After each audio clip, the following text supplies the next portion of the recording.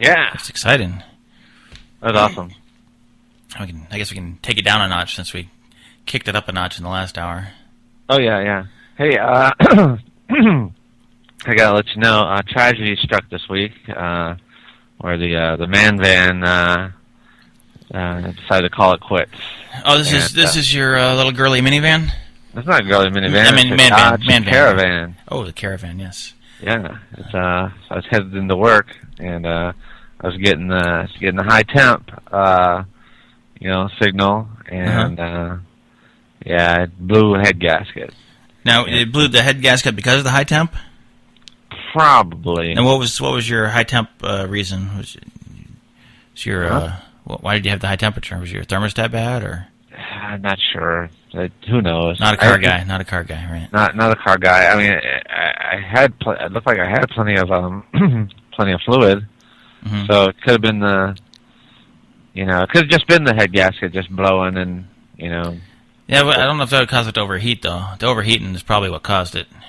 Yeah. Not that listeners are any more interested in your mechanical problems than the football. Right. It's just all around tragedy. On Car Talk with Lenny and John. Car Talk, click and clack. What's your automobile problem? Yeah, for your NPR listeners. That's right. So originally I was gonna, I was talking to the guy, and he's like, it's a head gasket. So, 2003, 180 some thousand miles. We got another call coming in, Lenny. I'm telling the story. All right. All right. It's my daughter. Oh boy. All right. Why isn't she in the kitchen? She should be in the kitchen doing the dishes. All right. We'll take her a quick call, okay? All right. Maybe this will work. All right. Is she there? Lenny, you there? I'm here. All right. Hold on. Let me see what I can do here. This is so confusing. Oh, all right. Yes, caller, you're in the tubes. You suck. Who was that? It's obviously one of our fans. I thought you said that was your daughter. It sounds...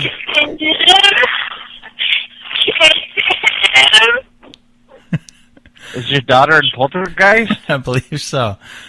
Alrighty. Is your daughter trapped on the other side of the television? Yeah, I heard you have a daughter named Jacqueline. I believe we got 2 children in there, Lenny. Oh, was that boy of yours? I believe so. Okay. All right, continue with your story, Lenny.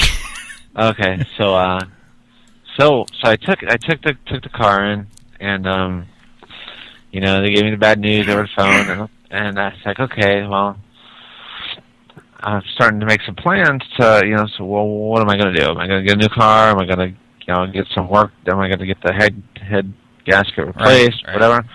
And new minivan. Then I thought, well, hey, why don't we put a new engine in it? And the guy's like, dude, he's like, it's got 180,000 miles on it. What'd you do? Lose your virginity in here? What's your attachment to this? And I'm like, hey, easy, easy. It is sentimental. It's got it's got some good times in there. This doesn't involve a lawyer, does it? No. Okay. No. Is this cats and dogs? No, it's been a very good good reliable car. Good reliable car, and I kind of hate for it to go out like that, Yeah, kind of thing. But okay, but all right, and so anyway, so actually, someone down talked to him today, and they looked and they said, "Hey, when did you crash this car?" Well, because it's actually you can't tell because the bumper popped back out, but there's a train trestle near where I live, and it's actually behind the Cracker Barrel, and when the road comes down and it slopes down and curves, and it curves under a train trestle. It's like it's actually kind of a dugout sort of thing, right? So Are you telling me? Wait a minute. I want to get this before you go there. Are you going to tell me you drove into a train track? No, train trestle. The underneath it. So it's not technical. It wouldn't really fit into that show the other day. That's why I didn't tell you the other day. Mm-hmm. But anyway, so it was actually when I was first moving into this house. Mm-hmm. And I had my bed in there, and I had all the cats in there too. So it was raining, and I went down and took the turn, and the pavement was really, really slippery, and I crashed into it. Luckily, I was able to back right out of it and drive home. Actually, there's some Facebook account of it, and because for some reason I felt the need to do it like right after that to let everybody know. But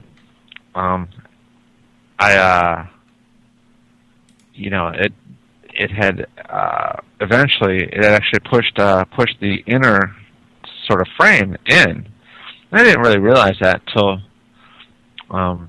like maybe about a year ago when I started having like some coolant leakage, and I looked at my radiator, and apparently it had actually gone in and did some damage to the radiator, right. But not enough that it would that it actually broke anything. But eventually it caused some rust and some corrosion, and so I started losing coolant there, and that could have been the eventual start to this eventual failure. So anyway, so when I took it in, I was talking to the guys today, and he asked me, "Hey, where'd you crash it?" And I told him where.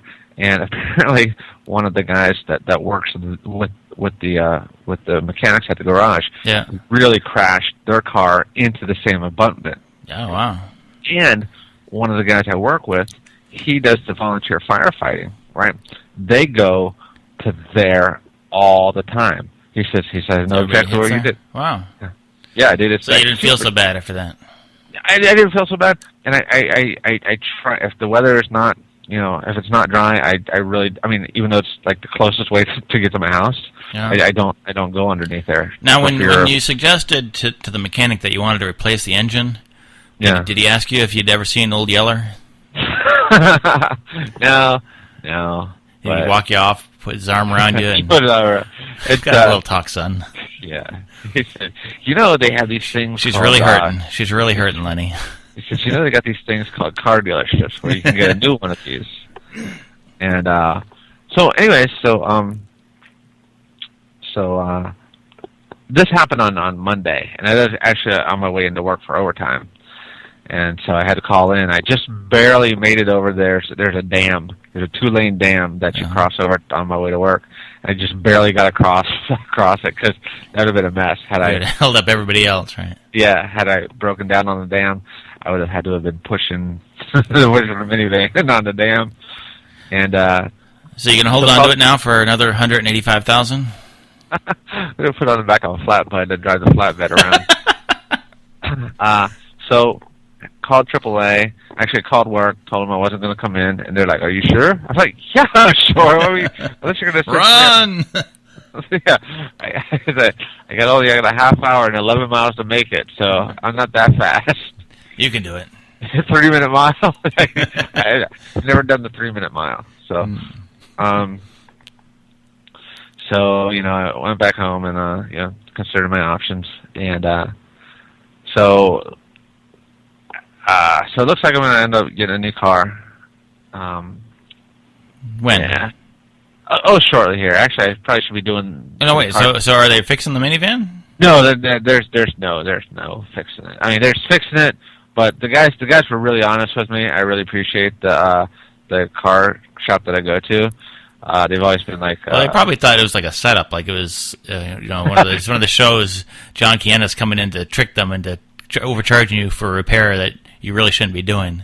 Right, Mr. Bad Wrench. Yeah, it's so obvious.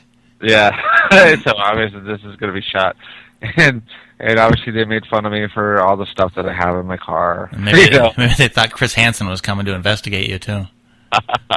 Right, and So, but the guys were really good. They were, there's like, dude. I was like, well, hey, well, what can you do? And he said, well, we could fix it, but we tear into it. There's more and more and more to do, and more to do. Yeah. So, I said, one thing, there's the law of diminishing returns. At some point in time, put her down. Exactly, it'd be better to move on. Mm-hmm. So that looks like what I'm going to be doing, and so I'm kind of upset about that. But so what do you? Have you picked out you going to go with the minivan again, or? No, hell no. I'm going to do a minivan. No. So what? Well, but anyway, so I had to, I actually had to. I didn't have to work the next day, but I had to work on what was it, Wednesday. Mm-hmm. So I had to go get a rental car. Well, there's a couple rental car places that are close to me, but like I told you before, I'm banned from Enterprise and Enterprise affiliated rental facilities. So I had to ride my bike up to the Newcastle, Delaware airport, and it was just how far was that? It's like 15 miles away, and well, it was. I started off, well, what I had to do is I had to drop off the keys at the shop, and I was going to bike up there, right? And it was early in the morning. I was going to get them to get work looking at the car early, Right. And so it's like, it's like 36 degrees when I leave the house, right? Uh-huh. Like, well, it's spring, so it's going to be cold in the morning, but it's going to eventually heat up. And when I drove by the bank, it was still 36 degrees as I passed the bank, on mile number 7, and on the way back, it had gotten warm enough to be a balmy 38 degrees, and I was like, holy crap, my hands were getting really cold. Oh man. So but yeah, I got actually I'm